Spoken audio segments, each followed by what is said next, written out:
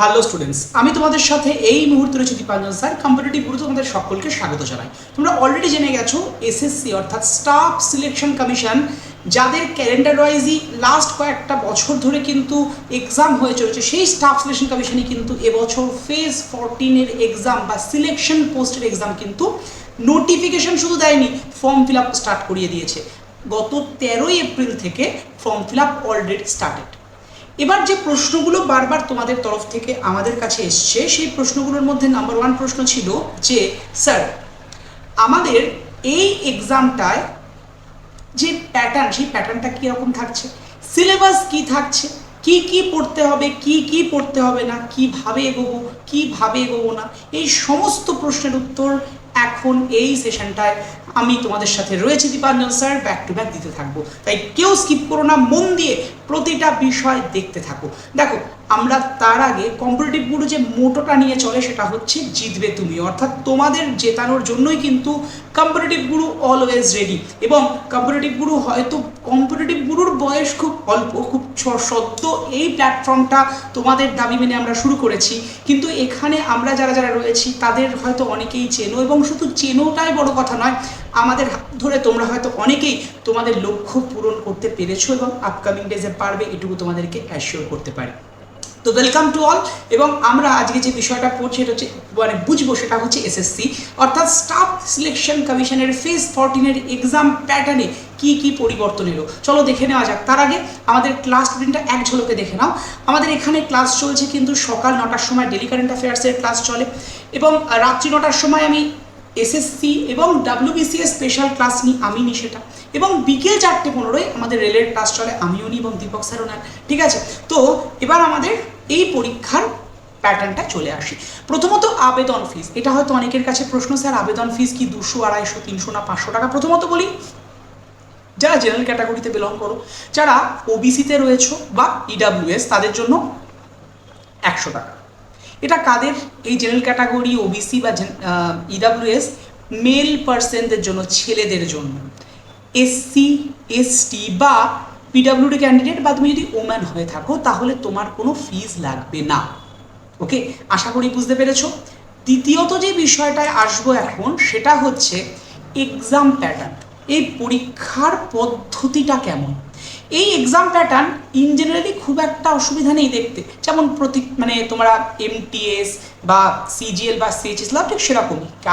কারণটা হচ্ছে এই যে এক্সামটা মানে ফেজ 14-এর এক্সাম, বা আগেও ফেজ 10 হয়েছে বা ফেজ 12 হয়েছে, এই এক্সামসগুলো কি অ্যাকচুয়ালি এই ফেজেরই এক্সাম বা সিলেকশন পোস্টের এক্সাম হচ্ছে খুচরো এক্সাম। হ্যাঁ, পাতি বাংলা ভাষায় সেটাই বলতে হয়, কারণ এমটিএস, সিজিএল বা সিএইচএসএল এ যে পোস্টগুলোতে অ্যাকচুয়ালি ভ্যাকেন্ট পড়ে থাকলো, ঠিক সেম পোস্টগুলোকে নিয়েই একটা এক্সাম কন্ডাক্ট করে এসএসসি, যার নাম হচ্ছে এই ফেজ।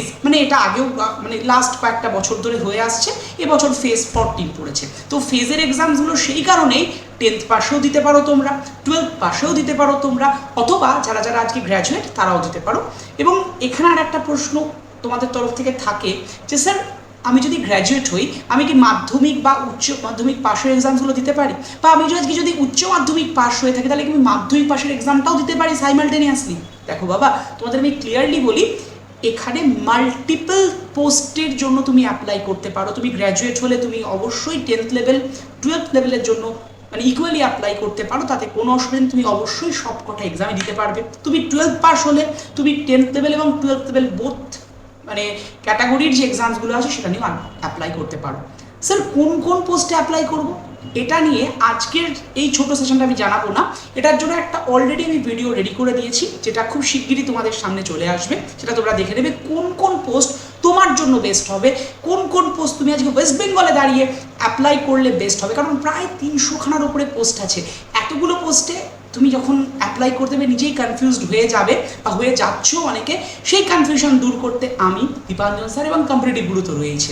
তো চলো আজকের বিষয়টা বলে রাখি যে এই যে এক্সামটা, এই এক্সামটায় কী রয়েছে। দেখো, জেনারেলি আমরা যেমন জানি সিএইচএসএল, সিজিএল বা এমটিএসে রিজনিং থাকে, সেটাই রয়েছে, জেনারেল অ্যাওয়ারনেস থাকে, সেটাই রয়েছে, কোয়ান্টিটেটিভ অ্যাপটিটিউড থাকে সেটা, এবং ইংলিশ সেটাই রয়েছে। এবং ওই এক্সাম প্যাটার্ন কিন্তু একই রকমের, সিলেবাস কিন্তু সেম, সিলেবাসে খুব একটা পরিবর্তন হয়নি। এখানে 25 মার্কস করে ইচ অ্যান্ড এভরি সাবজেক্টে থাকছে। 25 মার্কস মানে 25টা করে প্রশ্ন থাকবে, 25 মার্কস নয়, এবং প্রতিটা প্রশ্নের মান কিন্তু 2 করে থাকবে। 25টা করে প্রশ্ন, প্রতিটা প্রশ্নের মান 2, তার মানে নাম্বার কত? 50 করে পার সেকশনে, পার সেগমেন্টে থাকছে। এবার এই যে সেগমেন্ট বললাম, এখানেই এবছর কিন্তু ফান্ডা তৈরি করেছে নতুন। এখানেই কিন্তু এক্সাম প্যাটার্নের বড়সড় পরিবর্তন, যেটা হয়তো বা আপকামিং সিজিএল যে নোটিফিকেশনটা আসবে কিছুদিনের মধ্যেই, বা সিএইচএসএল নোটিফিকেশন আসবে, বা এমটিএস এর নোটিফিকেশন আসবে, তাতে কিন্তু এবার এই প্যাটার্নটা ফলো আপ হতে পারে বা ফলো করতে পারে স্টাফ সিলেকশন কমিশন। সেটা হচ্ছে এবছর এই প্রথমবারের জন্য দেখা যাচ্ছে যে সেগমেন্ট ওয়াইজ বা সেকশন ওয়াইজ টাইম রেখেছে, যেটা এতদিন ছিল না। আগে 60 মিনিট টাইম থাকতো, মানে 1 ঘন্টা টাইম থাকতো, 1 ঘন্টার মধ্যে তুমি আগে পরে করে, কেউ হয়তো আগে জিকে করে নিল, তারপরে রিজনিং করলো বা ম্যাথ করলো, ইংলিশ করলো, করতে পারতে, কোনো চাপ ছিল না। বাট এবছর থেকে একদম সেকশন করে দিয়েছে, মানে রিজনিংয়ের জন্য তুমি 15 মিনিটই পাবে, জিকে জিএসের জন্য 15 মিনিটই পাবে, ম্যাথের জন্য 15 মিনিটই পাবে, আবার ইংলিশের জন্য 15 মিনিট, মানে 15 মিনিট এন্ড একটা সেগমেন্টে, টাইমার অফ, তোমাকে আবার নেক্সট সেগমেন্টে যেতে হবে, আবার 15 মিনিট স্টার্ট হয়ে গেল। এই 15 মিনিটের মধ্যে তুমি কমপ্লিট না করতে পারো বা গুলিয়ে যায়, এক্সাম হলে কিন্তু অনেক রকমের ফিয়ার তৈরি হয়, সেই জায়গাটা যদি তুমি তৈরি হয়ে যায় ইনস্ট্যান্ট, তাহলে কিন্তু ভাই সত্যি বলতে তুমি প্রবলেমে পড়বে। এক্ষেত্রে কারা কারা এগোবে বলো তো? একটু ব্যাপারটা যদি ভালো করে ভাবো, যারা খুব ওভার কনফিডেন্স হয়, মানে নিজেদের হয় না ফার্স্ট বেঞ্চার বলে যারা অনেক সময় দাবি করে, তোমরা তো অনেকেই দেখছো, তোমরা নিজেরাও জানো সেটা, যারা যারা ফার্স্ট বেঞ্চার বলো, তারা খুব ওভার কনফিডেন্স হয়, আমি সব পারবো, ম্যাথ আমার কাছে ব্যাপার না, রিজনিং ব্যাপার না, জিকে তো এমনি পারা যায়, ইংলিশে আমি ফার্স্ট, ইংলিশে। এবারে এই ক্ষেত্রে এতদিন অবধি যারা যারা ওই ফার্স্ট ক্যাটাগরি অফ স্টুডেন্ট থাকতে, ওই ফার্স্ট বেঞ্চর কোট আন কোট থাকতে, তারা কিন্তু অসুবিধা হতো না, হয়ে যেত সত্যি বলতে। কিন্তু এখন এই টাইমটা দিয়ে অনেকের অনেকটা প্রবলেম করে দিল। আগেও 60 মিনিট, এখনও 60 মিনিট, কারণ 4/60 হয়, কিন্তু আগে তো 60 মিনিটটাতে এরকম সেকশনাল ছিল না। এবার এই সেগমেন্ট ভাগ বা সেকশনাল টাইম ডিভিশন করাতে যে প্রবলেমটা ফেস করবে বা করছো তোমরা, সেই প্রবলেমটা হলো এটাই যে এখন কিন্তু অনেকে আছে যারা অ্যাভারেজ স্টুডেন্ট, তারা কিন্তু বেরিয়ে যাবে, কারণ তারা ওই টাইমটাকে ম্যানেজ, ওভার কনফিডেন্স তাদের একটু কম, কনফিডেন্স নেই নয়, একটা মিডিওক্রি টাইপের কনফিডেন্স আছে তাদের অ্যাসপেক্টে।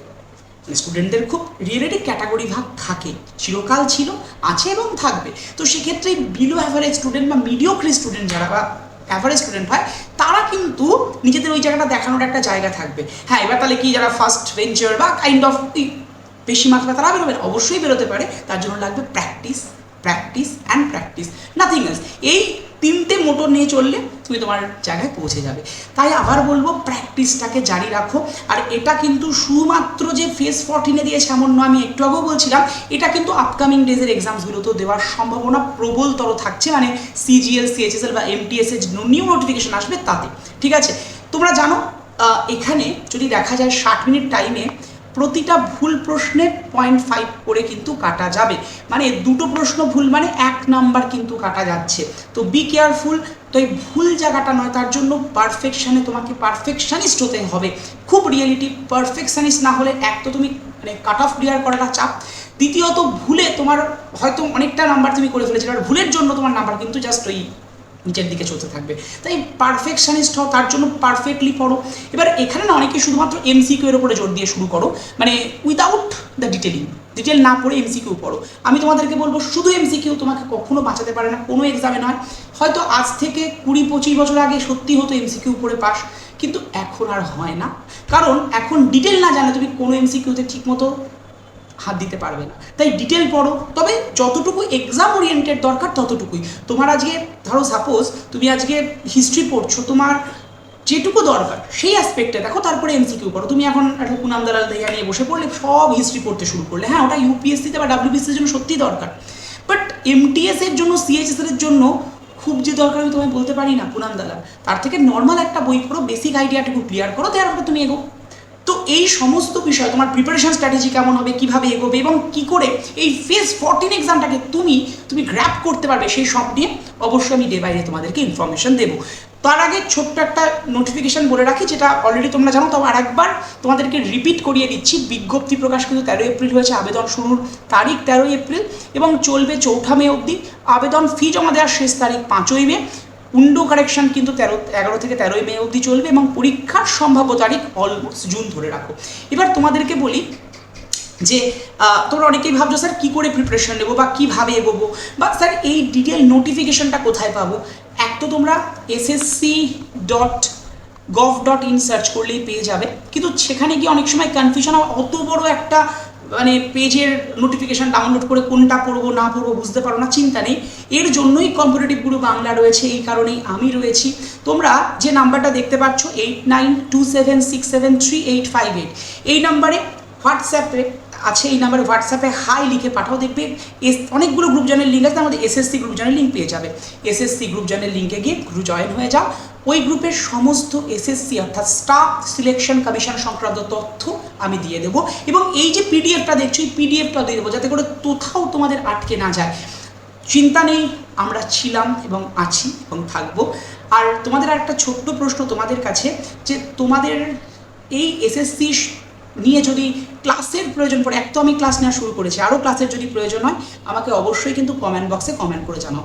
আর একবার এই লেভেলটা দেখে নাও, পে লেভেলটা, যেটা তোমাদের অবশ্যই মনটাকে ভালো করতে পারে। সেটা হচ্ছে পে লেভেল 1, 2, 4, 6 এবং 7-এর অ্যাসপেক্টে তোমাদের স্যালারি আসবে, এবং মূল বেতন দেখতেই পাচ্ছ সেই অ্যাসপেক্টেই যাবে। এবং এই যে স্যালারি স্ট্রাকচার এবং কোন পোস্টের জন্য কী কী স্যালারি হয়েছে, এই নিয়ে অবশ্যই একটা ডিটেল ভিডিও আমি খুব শিগগিরই তোমাদের জন্য রেডি করে দেবো। চিন্তা নেই, আমি আছি। আর রুটিনটা একবার দেখে নাও, বাকি তো সব হতে থাকবে। আর হ্যাঁ, তোমাদেরকে বলে রাখি, আমাদের টেলিগ্রাম চ্যানেল জয়েন করে যাও। টেলিগ্রাম চ্যানেলে কিন্তু আমাদের এই স্ক্যানারে স্ক্যান করেও জয়েন হতে পারো, অথবা তোমরা টেলিগ্রামে গিয়ে কম্পিটিটিভ গুরু লিখেই সার্চ করলেও টেলিগ্রাম চ্যানেল জয়েন হতে পারো। কম্পিটিটিভ গুরু লিখলেই তোমরা টেলিগ্রাম চ্যানেল পেয়ে যাবে, জয়েন হয়ে যাবে। কারণ কম্পিটিটিভ গুরু টেলিগ্রাম চ্যানেলে কিন্তু শুধু ক্লাসের পিডিএফ বা ইবুক শুধু যাচ্ছে এমনটা নয়, তা বাদেও এই টেলিগ্রাম চ্যানেলেই আমাদের কিন্তু ডেইলি বেসিসে কুইজ যাচ্ছে, ঠিক আছে। আর আমাদের ইনস্টার এফবিকে অবশ্যই ফলো করে নিও, ঠিক আছে বাবা। ভালো থেকো, সুস্থ থেকো। আর টেলিগ্রাম, ইনস্টার এফবিতে কিন্তু প্রচুর ইনফরমেটিভ ভিডিওস শর্ট আকারে তোমাদেরকে প্রোভাইড করা হচ্ছে। Thank you to all of you. দেখা হচ্ছে এরকমই একটা ভিডিও নিয়ে নেক্সট দিন।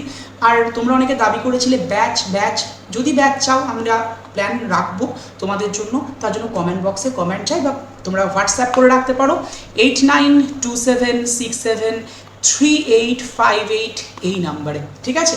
তো দেখা হচ্ছে নেক্সট ক্লাসে। Thank you to all of you.